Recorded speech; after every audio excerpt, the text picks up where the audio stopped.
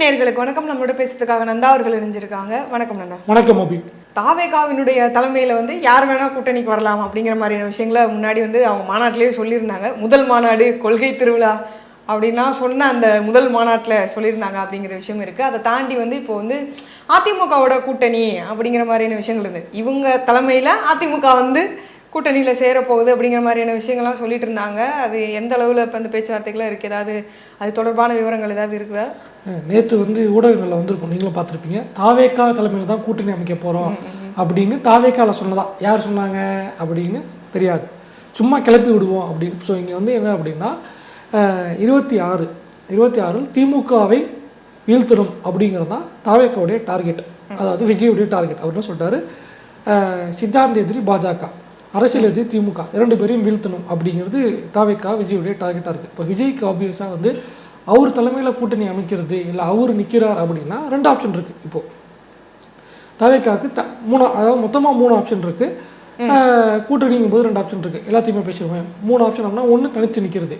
தனித்து நின்னா இன்றைய சூழ்நிலையில் 26 விஜயால் ஆட்சியை பிடிக்க முடியாது. முதல் பாயிண்ட்.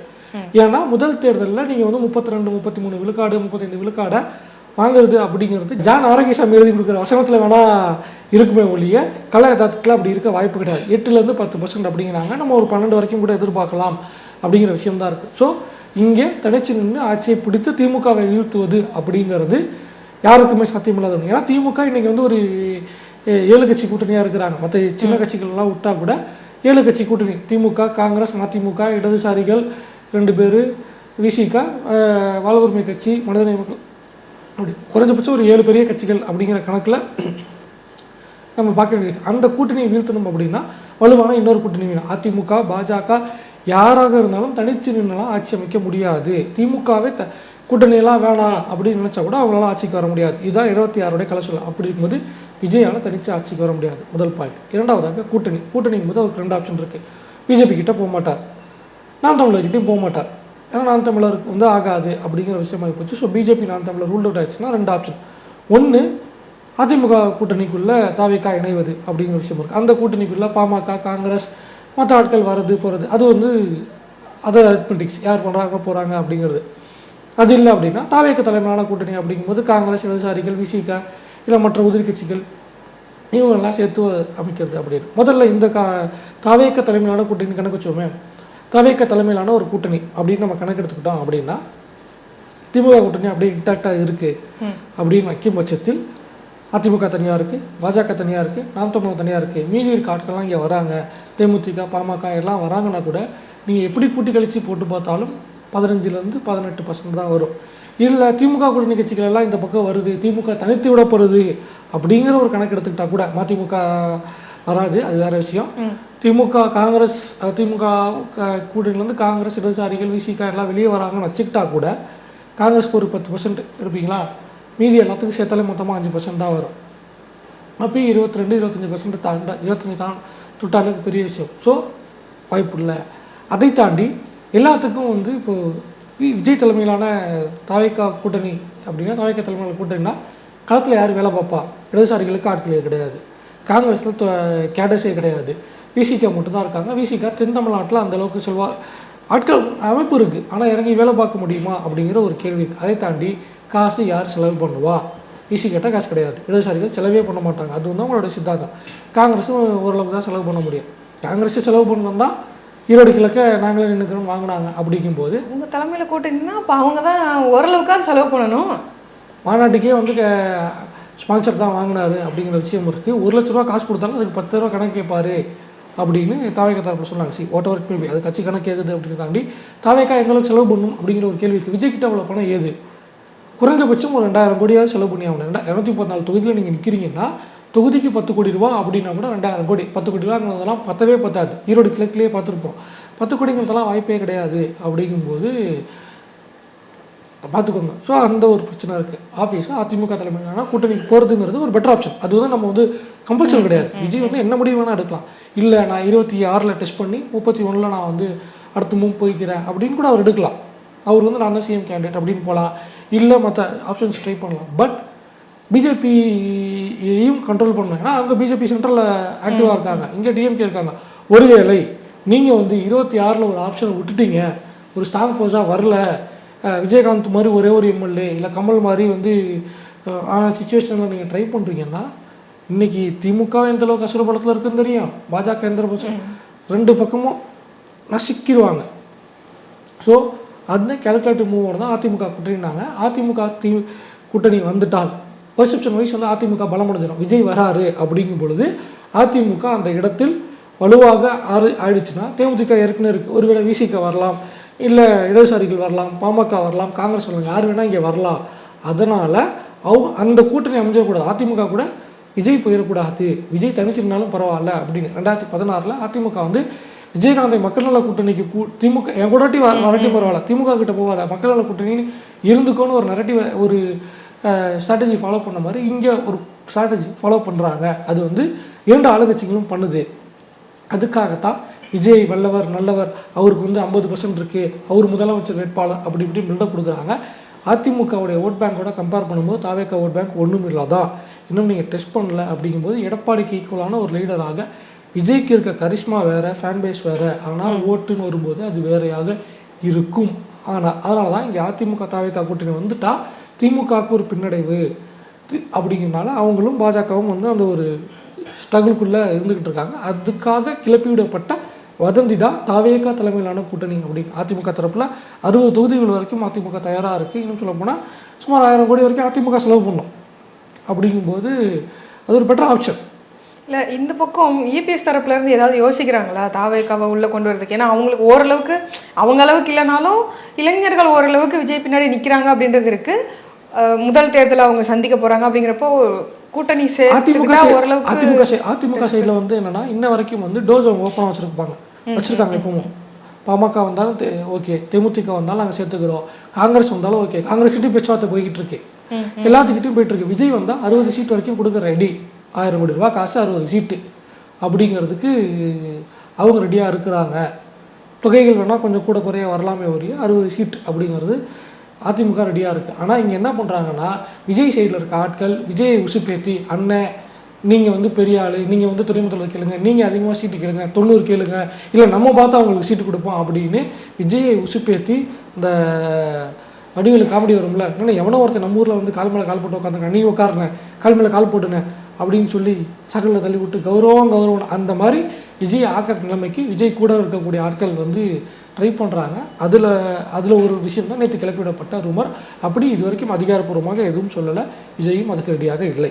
கூட்டணிக்குள்ள இந்த பேச்சுவார்த்தை இது போகுது, அது எல்லாத்தையும் தாண்டி கட்சிக்குள்ளேயே நிறைய வேலைகளை புதுசாக ஏதோ குழுவெல்லாம் உருவாக்கிட்டு இருக்காங்களா மாவட்ட செயலாளர்கள். அதுவும் வந்து தவறான தகவல். அதுவும் விஜய் கட்சியை ஒரு டிஃபேம் பண்ணுவதற்கான ஒரு ஸ்ட்ராட்டஜி மட்டும்தான். அதிகாரப்பூர்வமாக எந்த அறிவிப்பும் வராமல் விஜய் கட்சியில் இப்படி, விஜய் கட்சியில் அப்படி அப்படின்னு பிரேக்கிங் நியூஸ் எல்லாம் போட்டுட்டு இருக்காங்க. பிரேக்கிங் நியூஸ் அப்படிங்கிறதெல்லாம் இஷ்டத்துக்கு பேசுவாங்க. ஒன்றும் இல்லை, ராஜலட்சுமி சம்பத் அப்படிங்கிற ஒரு ஜேர்னலிஸ்ட் இருக்காங்க, அவங்க சொல்லியிருப்பாங்க, நீங்கள் பிரேக்கிங் நியூஸ் பண்ணுறீங்களா இல்லை ஃபேக் நியூஸ் பண்ணுறீங்களா, rushing to break rushing to fake அப்படின்னு போட்டு அவங்க வந்து ஒரு காலமே எழுதியிருக்காங்க. அந்த ரயில் சம்பவம் நடந்துச்சுல்ல, ரயிலில் வந்து ஒரு கர்ப்பிணி பெண்கிட்ட அந்த விஷயத்தில் ஊடகங்கள் எப்படி கையாண்டுச்சு அப்படிங்கிறதையும் அரசியல் கட்சிகள் எப்படி ரியாக்ட் பண்ணாங்க, நேஷனல் உமன்ஸ் கமிஷன் எப்படி கையாண்டுச்சு அப்படின்னு. ஸோ இங்கே இருக்க மீடியாஸ் அவங்களுக்கு தேவையான அஜெண்டாவை பரப்புறதுக்கு தான் மெயின் ஸ்ட்ரீம் மீடியாஸ் இருக்குது அப்படிங்கிற விஷயம் இருக்குது. தாவேக்காவில் இருக்க தொண்டர்கள் மேலே அதில் சில அதிருப்திகள் வந்திருக்கு. ஆனால் எந்த ஒரு நடவடிக்கையும் இந்த வரைக்கும் எடுக்கலை. ரசிகர் மேலேயும் அந்தளவுக்கு வந்து நம்பிக்கை இல்லாமலாம் விஜய் கிடையாது. புஷி ஆனந்த், ஜான் 2 பேரையும் நம்பி தான் அங்கே விட்டுருக்காரு. அவங்க கிட்ட மட்டும்தான் கட்சி இருக்குது. அவங்கள மீறி அவங்கள கண்காணிக்கலாம் இங்கே குழு போடுற அளவுக்கு விஜய் வந்து அந்த அளவுக்கு பெரிய கால்குலேஷன் ஸ்ட்ராட்டஜி மூவெல்லாம் பண்ணுற அளவுக்கு ஆள் கிடையாது அப்படிங்கிற ஒரு விஷயமும் இருக்குது. அவங்க தான் பார்த்துக்கிறாங்க. அப்படிங்கும்போது விஜய் அவங்கள ஓவர்லுக் பண்ணுற அளவுக்குலாம் வந்து போக மாட்டார். அப்படின்னால இதுவும் தாவேக்காவை கலங்கப்படுத்துவதற்காக சொல்லப்படும் வதந்தி அப்படிங்கிறதை மறுபடியும் உறுதிப்படுத்திக்கும். சரி, இப்போ அதே மாதிரி இன்னொரு விஷயமும் வந்திருக்கு. அதுக்கு முன்னாடி வந்து எனக்கு ஒரு டவுட்டு. இப்போ வந்து தாவேக்கால இப்போ வரைக்கும் வந்து ஒரு 2 ஸ்ட்ராட்டஜிஸ்ட் பேர் வந்து தாவேக்காவோடு சேர்ந்து இருக்குதா? 2 பேர் தானே இருக்காங்க இப்போ வரைக்கும். அதை தாண்டி 3ஆவதாக ஒருத்தரை உள்ளே கொண்டு வரதுக்கான வேலைகள் நடக்குதா, இல்லை என்ன மாதிரியான விஷயங்கள்? பிரசாந்த் கிஷோரை வந்து பார்த்துருக்குறாரு அப்படிங்கிற மாதிரியான பேச்சுக்கெல்லாம் போகுது, அது உண்மையா? பிகே என்று அழைக்கப்படும் Prashant Kishor citizen for observe governance அப்படின்னு ஒரு அமைப்பில் இருந்து 2014 மோடியை வந்து பிரதமராக உட்கார வைத்து பின் பாஜகவால் வெளியேற்றப்பட்டு அப்புறம் ஐபேக்னு ஒன்று ஆரம்பித்து 3-4 தேர்தலில் ஸ்ட்ராட்டஜி பண்ணார். ஏற்கனவே நான் பல தடவை சொல்லிட்டேன், பிரசாந்த் கிஷோர் அவர் ஜெயிக்கிற குதிரையில் மட்டும் தான் காட்டுவார், ஒரு ஃபேஸ் இருந்துச்சுன்னா அந்த ஃபேஸை வச்சு வியாபாரம் பார்ப்பார் அப்படின்னு. 2026 அவர் வேலை பார்க்க போகிறார் தாவேக்காக்கு அப்படிங்கிறாங்க. இப்போ அவர் அந்த ஐபேக்கில் இல்லை, ஐபேக்லேருந்து வெளியே வந்துட்டார், வேற ஒரு நபர் அதை ஐபேக்கை பார்த்துக்கிட்டு இருக்கார். ஐபேக்கில் இவர் கூட இருந்த ராபின் சர்மா வந்து ஷோ டைம் கன்சல்டன்சின்னு ஒன்று ஆரம்பித்தார். அவர் சந்திரபாபு நாயுடுக்கும் ஏக்நாத் ஷிண்டேக்கும் வேலை பார்த்தார். அவர் திமுக கிட்ட சைன் பண்ணியிருக்காங்க. சுனில் கனகுலு ஏற்கனவே திமுக கூட தான் இருக்கார், பெண் திமுக கூட தான் இருக்குது. அப்படி இருக்கும் பொழுது பிரசாந்த் கிஷோரால் விஜய்க்கு வந்து பூஸ்ட் பண்ணி ஒன்று பண்ணிட முடியாது. ஏன்னா 2021 முதல்ல அவர் போன இடம் கமலஹாசன், அதுக்கு பிறகு வந்து எம்ஜிஆர் மாளிகை அதிமுக, அப்புறம் தான் அண்ணா அறிவாலயம் வந்தார் அப்படிங்கிற ஒரு விஷயம் இருக்குது. அதனால் இப்போவும் வந்து 2.25 இண்டிகோ ஃப்ளைட்டில் வந்து விஜயை பார்த்ததாக, நீலாங்கரை வீட்டில் விஜயை பார்த்ததாக தகவல் சொல்லப்படுது. மேபி இன்னும் ஃபுட்டேஜஸ் வரல, பட் கன்ஃபர்மேஷன் கேட்கும்போது இல்லை பார்த்தாங்க அப்படிங்கிறாங்க. மேபி ஜஸ்ட் வந்து அட்வைசஸாக இருக்கிறதுக்கான வாய்ப்புகள் இருக்குது. கன்சல்டன்சிங் அப்படின்னு போட்டு அக்ரிமெண்ட் போட்டு சைன் பண்ணுற அளவுக்கு இருக்க வாய்ப்பு இல்லை. ஏன்னா ஏற்கனவே அதிமுக கிட்ட அவர் பேசிகிட்டு இருக்கதா வேறு சொல்லிட்டு இருந்தாங்க, பட் அதுவுமே வந்து உறுதிப்படுத்தலை. ஏன்னா அவர்கிட்ட கம்பெனி கிடையாது, ஐபேக் விட்டு அவர் வெளியே வந்துட்டோங்கிறாரு. ஃபுல்லாக வெளியே வந்துட்டு ஜன் ஸ்வராஜ் அப்படிங்கிற கட்சியை ஆரம்பிச்சிருக்கார் அப்படிங்கிற விஷயம் இருக்குது. அதை விட மிக முக்கியமான விஷயம், அந்த கட்சி வந்து அண்மையில் 24 மக்களவைத் தேர்தலோடு நடந்த இடைத்தேர்தல்களில் போட்டிட்டு அனைத்து டெபாசிட் வாங்கலை, டெபாசிட் அவுட்டு. இப்போது 25 பிற்பகுதியில் பீகாருடைய மாநில சட்டமன்ற தேர்தல் இருக்குது. முதலமைச்சர் ஆகணுங்கிற கனவுல இருக்கார். அவர் போய் அங்கே கேல்குலேஷன்ஸ் பார்த்து ஃபீல்டு ரெடி பண்ணுவாரா, இல்லை 26 விஜய்க்கு கொடுக்க போகிற பேமெண்ட்டுக்காக வந்து வேலை பார்ப்பாரா அப்படிங்கிற ஒரு கேள்வி இருக்குது. மேபி சில கைட்லைன்ஸ் ஐடியாஸ் கொடுக்கலாம், ஓவர்லுக் பண்ணலாமே ஒழிய அஃபிஷியல் அக்ரிமெண்ட் போடுவதற்கான சாத்தியக்கூறுகள் கிடையாது. அவரை பொறுத்த வரைக்கும் இப்போ பீகாருடைய சிஎம் சீட்டு அவருடைய டார்கெட்டாக இருந்து கொண்டிருக்கிறது. சரி, அப்படியே இருந்தாலும் கூட வந்து ஒரு அட்வைஸாக விஜய்க்கு கொடுக்கலாம். அந்த ஏற்கனவே 2 பேர் இருக்காங்கல்ல, ஏற்கனவே ஸ்ட்ராட்டஜிஸ்ட், அதில் ஒருத்தர் கூட்டு வந்தது தானே ஒரு, அது ஓகே தான். ஏற்கனவே ஆல்ரெடி இப்போ ஒருத்தர் இருந்தாரு, 2 ஸ்ட்ராட்டஜிஸ்ட் இல்லை, 2 பேருமே கம்ப்ளீட் ஸ்ட்ராட்டஜிஸ்ட் கிடையாது, ஒருத்தர் ஸ்ட்ராட்டஜிஸ்டே கிடையாது. ஓகேவா, ஜான் ஆரோக்கியசாமி ஸ்ட்ராட்டஜிஸ்ட் அப்படிங்கிற ஒரு டேர்ம்குள்ள எந்த கேட்டகரியில் அவர் ஸ்ட்ராட்டஜிஸ்ட்னு சொல்லிக்கிறாங்கன்னு தெரியல. மாற்றம் முன்னேற்றம் அன்புமணி அப்படிங்கிற ஒரு ஜபக்கூட்ட அவர் சொன்னார், ரொம்ப டென்ஷன்லாம் ஆகல. ஜான் ஆரோக்கியசாமி ஒன்றுமே இல்லாத ஒரு டம்மி பீஸ், ஜெயிக்க வச்சவங்கள பேசுங்க. இப்போ ராபின் சர்மா பேசுறீங்களா, ஜெயிக்க வச்சாரு. பிரசாந்த் கிஷோரை நீங்கள் கணக்கெடுத்துக்கிட்டா கூட வந்து 2015 நிதிஷ்குமாருக்கு வேலை பார்த்தாரு. அதே 19 போயிட்டு பஞ்சாபில், அது 17 பஞ்சாபில் ஜெயிக்க வச்சாருனா யூபியில் தோக்கடிச்சிட்டார். யூபியில் அவரை ஜெயிக்க வைக்க முடியல. அதுக்கப்புறம் வந்து மம்தா பானர்ஜிக்கு வேலை பார்த்தாரு, வைஎஸ்ஆருக்கு வேலை பார்த்து, வைஎஸ்ஆர் காங்கிரஸ் வேலை பார்த்துருக்காரு, தமிழ்நாட்டில் திமுகக்கு வேலை பார்த்துருக்காரு. ஜான் யாருக்கு வேலை பார்த்து யாரை ஜெயிக்க வச்சார் அப்படிங்கிற ஒரு கேள்வி இருக்குல்ல.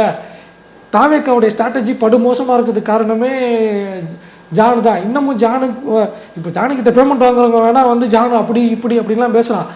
நான் ஜானுக்கிட்ட பேமெண்ட் வாங்கலை, எனக்கு பேமெண்ட் வாங்க வேண்டிய அவசியமும் கிடையாது. ஓகேவா, அதனால் ஜானெல்லாம் வந்து ஒரு பொருட்டாகவே மதிக்க முடியாது. இல்லை, இப்போது இந்த கேள்வி எனக்கு ஏன் வருது அப்படின்னா, அவர் ஆதவர்ஜுனுக்கு முன்னாடில இருந்து அங்க இருக்கிறாரு. இப்பதான் இவர் வந்து போயிருக்காரு. ஆதவர்ஜுனுக்கு முன்னாடி இருக்காரு. ஒரு வருஷமா என்ன பண்ணாங்கன்னு ஒரு கேள்வி முடிச்சுக்கிறேன். 2 பேர் இப்ப இருக்கிறாங்க. ஒருத்தர் இப்பதான் அதுல வந்து போயிருக்கிறாரு. அப்படிங்கிறப்போ அவங்க என்ன மாதிரியான ஐடியாக்களை கொடுக்குறாங்க அப்படிங்கிறத பார்த்துட்டு அது பத்தலை, இல்லை இது சரியில்லை அப்படிங்கிற பட்சத்தில் இன்னொருத்தவங்களை கூப்பிட்டு வந்து இல்லை சும்மா ஓரலா கேட்கறது அப்படிங்கிறது வந்து ஓகேவா இருக்கும். இப்பதான் ஒருத்தர் உள்ள வந்திருக்கிறாரு அப்படிங்கிறப்போ இந்த இடத்துல இப்ப பிரசாந்த் கிஷோரை பார்க்கறதுக்கான தேவை என்ன வந்துச்சுன்னு ஒரு கேள்வி இருக்குல்ல. 2 பேர் சொன்னீங்களா, ஒருத்தர் டம்மி பீஸு, இவ்வளோதான் இது ஒர்த்து அப்படின்னு தெரிஞ்சிடும். ஓகேவா, இன்னும் ஓப்பனாக நான் சேலஞ்ச் கொடுக்குறேன். தாவேக்காவை ஆதவாடி நவுத்தி ஓரமாக உட்கார வச்சிட்டீங்களா, ஆதவம் இம்பார்ட்டன்ஸ் கொடுக்காம முழுக்க ஜான் தான் எல்லாம் பார்ப்பாருன்னு சொல்லட்டுமே. விஜய் நிற்கிற தொகுதியில் விஜயால் வந்து எதுவும் பண்ண முடியாது, டெபாசிட் காலியாகும். ஓகேவா, அஃப்கோர்ஸ் டெபாசிட் காலியாகிறதுங்கிறது வேற, விஜய்க்கும் டெபாசிட் காலியாகிற நிலைமை வந்து ஆகிறதுக்கு வாய்ப்பு இல்லை. விஜயை தவிர்த்து வேறு யாருக்கும் வந்து மீதி ஒரு சீட்டு ஜான் ஆரோக்கியசாமி ஜெயிக்க வச்சா கூட அது பெரிய சாதனைன்னு சொல்ல முடியும். விஜய் அவருடைய கரிஷ்மனால ஜெயிப்பார், மற்றபடி விஜயகாந்த் நிலைமை தான் இங்கே. ஓகேவா, அப்படி தான் ஜான். ஓகேவா, மறுபடியும் சொல்கிறேன், அது டம்மி பீஸ் தான். ஓகேவா, சோஷியல் மீடியாவில் திட்டினாலும் பரவாயில்ல, இல்லை பேமெண்ட்டுக்கு யாராவது பேசினாலும் பரவாயில்ல, இல்லை அவர் கோச்சுக்குவார் அதனால் நீங்கள் ஜானை பேசாதீங்க அப்படின்னாலும், யார் பேசினாலும் ஜான் ஆரோக்கியசாமி டம்மி பீஸ் தான். ஓகேவா, அதை வரைச்சு நான் யார் பிகேவுடைய ஸ்டூடெண்ட் தான், பிகே டீமில் வேலை பார்த்தவர் தான், அவர்கிட்ட வந்து ஸ்ட்ராட்டஜி கற்றுக்கிட்டு எல்லாம் வந்தவர் தான். அப்படிங்கும்போது அவருக்கு வந்து பேசிக் ஸ்ட்ரக்சர் இப்படி இருக்குது. அப்படிங்கும்போது ஒரு ரூட் மேப் போட்டு கீ மேப் போட்டு கொடுத்து இதெல்லாம் இப்படி, ஸோ இந்த பேசிக் திங்ஸ் எல்லாம் இருக்குது, இதெல்லாம் நீங்கள் பார்த்துக்கோங்க அப்படின்னு சொல்கிறதுக்கான ஒரு விஷயமா இருக்கும். இன்னொரு விஷயம், இப்போது ஜான் அப்படிங்கிற ஒரு கேரக்டர் இருக்கா, அந்த கேரக்டரை மீறி அதை புஷ் பண்ணி உள்ளே வேலை பார்க்கணும் அப்படின்னா ஸ்ட்ராங்காக ஒரு விஷயம் நடக்கணும். இங்கே ஜானுக்கிட்ட இருக்க இந்த பிரச்சனைகள்லாம் இருக்குது அப்படிங்கிறத அதை ஒரிஜினா சொல்கிறத விட அதை ஒரிஜினாவுடைய பாஸாக இருந்த பிகே வந்து சொல்கிறாரு இல்லை இதான் ஸ்ட்ரக்சர் அப்படிங்கும்போது இன்னும் வந்து அதுக்கு மதிப்பு கூட இல்லை. என்னதான் இருந்தாலும் அவர் ஜெயிச்சவர், ஜெயிக்கிறவங்களுக்கு வேலை பார்த்தவர், ஜெயிக்கிற பக்கம் மட்டும் தான் வேலை பார்ப்பார், ஜெயிக்கிறவங்களுக்காக வேலை பார்த்தவர் அப்படின்னால அது அடிஷ்னல் பாயிண்ட்டாக இருக்கும். அஃப்கோர்ஸ் அதுதான் இருக்குது. இல்லை எதையும் மீறி ஃபோர்ஸ் பண்ணி இவங்க சைன் பண்ண வைக்கிறாங்களா கான்ட்ராக்ட் அப்படின்னு தெரியல. அது எந்த அளவுக்கு ஜானை மீறி போகும் அப்படின்னு தெரியல. ஜானை மீறினால் மூலம் சறுக்கும் அப்படிங்கிற ஒரு விஷயம் இருக்குது. பார்ப்போம் என்ன நடக்குது அப்படின்னு. இந்த ஈரோடு இடைத்தேர்தலில் டெபாசிட் அவுட் ஆனவர் என்னங்க திரும்பவும் வந்து ஈரோட்டில் நான் தோத்தாலும் பரவாயில்ல, பெரியார் மண்ணில் எனக்கு டெபாசிட் வரலனாலும் பரவாயில்ல, ஆனாலும் நான் திரும்பவும் வந்து பெரியாரை எதிர்ப்பேன் அப்படிங்கிற மாதிரி ஏதோ பேசிட்டு இருக்காரு போல. ஆமாம், காளிமுத்து மருமகன், இன்னும் காளிமுத்துடைய மருமகன் வந்து இன்னைக்கு செய்தியாளர் சந்திப்பு நடத்தியிருக்காரு. அவர் காளிமுத்து மருமகன் தானே, அதனால் பிரச்சனை இல்லை, ஏன்னா அப்படி சொல்லுவோம். என்ன அப்படின்னா இந்த மாதிரி வந்து பெரியாரை பற்றி மறுபடியும் வருது, அதாவது ஈரோடு கிழக்கு தேர்தலுக்கு பிறகு வந்து அவர் பேச மாட்டார் அப்படின்னு சில அரசியல் வல்லுநர்கள்லாம் சொல்லும்போது எனக்கு அது நம்பிக்கை இல்லை. ஏன் அது நம்பிக்கை இல்லை அப்படின்னா, இந்த ஒரு பழமொழி சொல்லுவாங்க, ஆடின காலம் பாடின வாங்கி சும்மா இருக்காது அப்படின்ட்டுன்னு.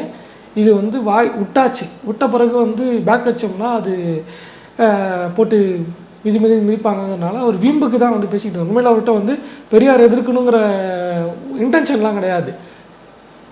எங்கேயா மாறிட்டோம், முழுக்க மாறிட்டு போயிடுவோமே அப்படிங்கிற இடத்துக்கு தான் வந்தார். இப்போ அதான் சொல்லிட்டாரு, பிரபாகரன் ஏற்றுக்கிட்டாலும் பரவாயில்ல, உலகமே ஏற்றுக்கிட்டாலும் நான் ஏற்றுக்க மாட்டேன் அப்படின்னு காளிமுத்தோட மருமகன் பேசியிருக்காரு. வேணாட்டி வெளியே போங்கடா அப்படின்னு சொல்லிட்டாரு. ஸோ அவ்வளோதான், என்ன பண்ண முடியும். அதாவது வந்து இப்போ என்ன அப்படின்னா, போன வாட்டி வந்து 10,000 வாக்குகள் 6.6% வச்சுருந்தாங்க. இப்போ வந்து 23,810 15% கிட்ட வாங்கியிருக்காங்க. ஸோ இந்த இன்க்ரீஸ்டு 9% வந்து பெரியார் எதிர்ப்புனால கிடச்சிச்சு அப்படிங்கிற ஒரு கேல்குலேஷனும். அவர் கூட ஒரு புரோக்கர் சுற்றி இருப்பார்ல, அவர் வந்து இப்போ பிஜேபி இப்படி இருக்குது, தமிழ்நாட்டில் இப்போ திராவிடம் பேசக்கூடிய கட்சிகள்லாம் ஒன்றா இருக்காங்க, திமுக, அதிமுக, மதிமுக, தேமுதிக, விஜய், திமுக கூட்டணி கட்சிகள் இருக்காங்க, எல்லாமே திராவிடத்தை ஏற்றுக்குவாங்க, பாமக ஏற்றுக்கும், எல்லாரும் பெரியாரை ஏற்றுக்கிட்டவங்க இருப்பாங்க.